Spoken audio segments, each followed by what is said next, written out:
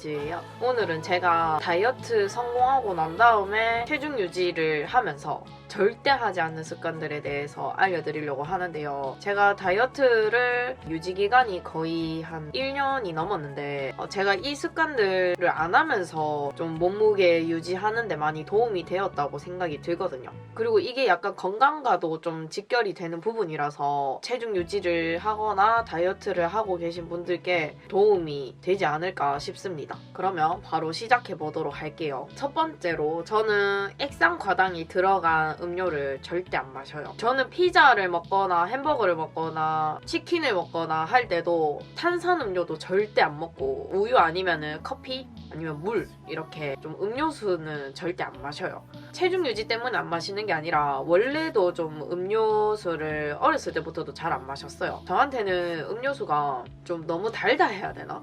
안에 들어가 있는 그 설탕들이 너무 마시고 난 다음에도 너무 갈증나고 물 계속 찾게 되고 음료수를 잘 안 마시는 편입니다. 이게 아무래도 좀 체중 유지하는데 많이 큰 역할을 하는 것 같아요. 그리고 이거랑 마찬가지로 카페를 가면은 아메리카노 외의 음료는 잘 안 마셔요. 그것도 좀 제 기준에서 너무 달다 해야 되나? 어쩌다가 좀 아메리카노 말고 다른 음료를 마시고 싶다 할 때는 설탕을 그냥 아예 다 빼달라고 해요.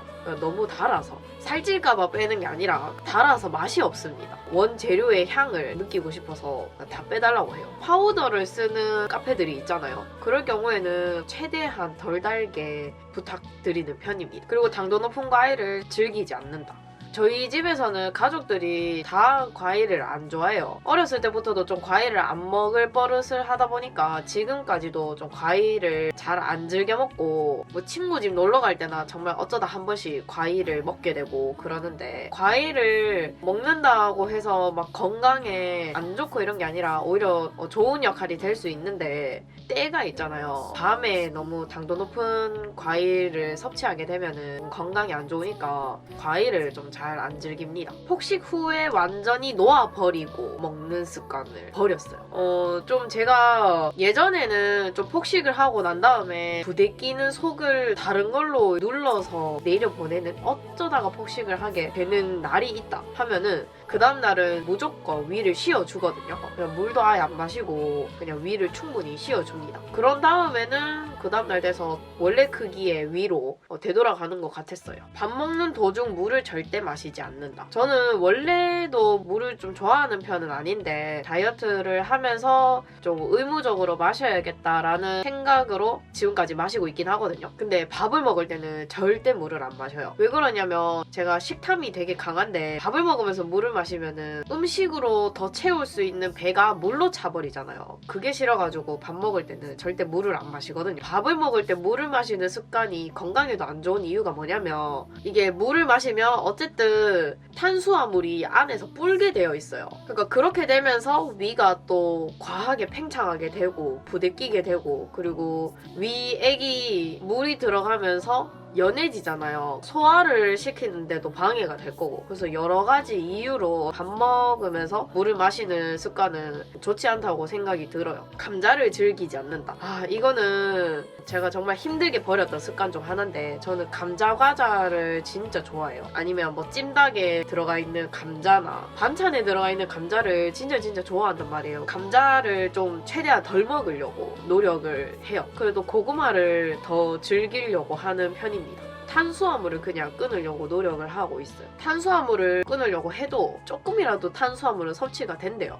이만큼 섭취될 탄수화물이 그래도 요만큼만 섭취가 되는 거니까 감자 진짜 좋아하는데 감자를 안 먹으려고 노력하고 있어요. 그리고 정말 배고프지 않는 이상 잘 안 먹는다. 저는 사실 밥 시간대가 정해져 있는 건 아니고 제 배가 고프면은 그게 그냥 밥 시간이거든요. 진짜 배고플 때가 언제인지 확인을 할 수 있는 방법이 뭐냐면 자기가 평소에 별로 안 좋아하는 음식들 있잖아요. 닭가슴살을 누가 굳이 사줘서 나눠주지 않는 이상 먹지 않는다면 그 닭가슴살마저도 지금 먹고 싶어진다. 그때는 진짜 배고픈 거죠. 뭔가 밥으로 닭가슴살은 먹기 싫다. 이럴 때면 그냥 아직 덜 배고픈 거예요. 가짜 배고픔이라고 하잖아요. 그거를 최대한 이겨내려고 합니다. 집에 맛있는 것을 잘 두지 않는다.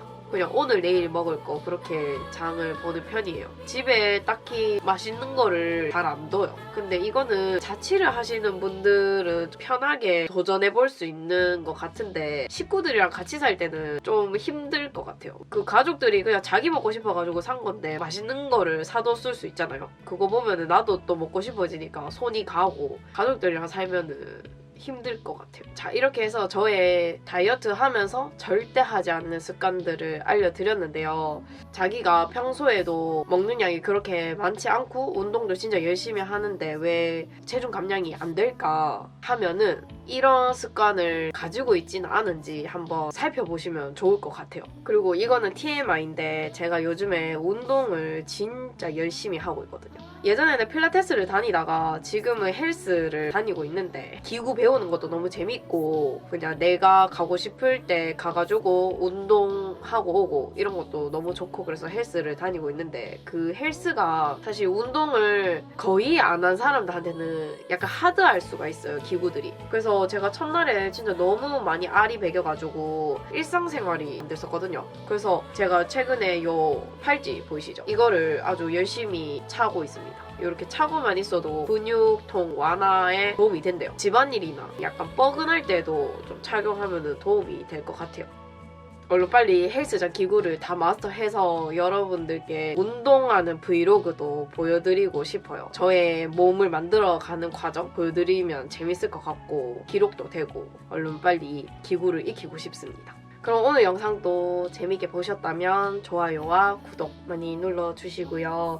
여러분들 감기 조심하시고 다음 영상에서 뵙도록 할게요. 안녕! You're so sweet, I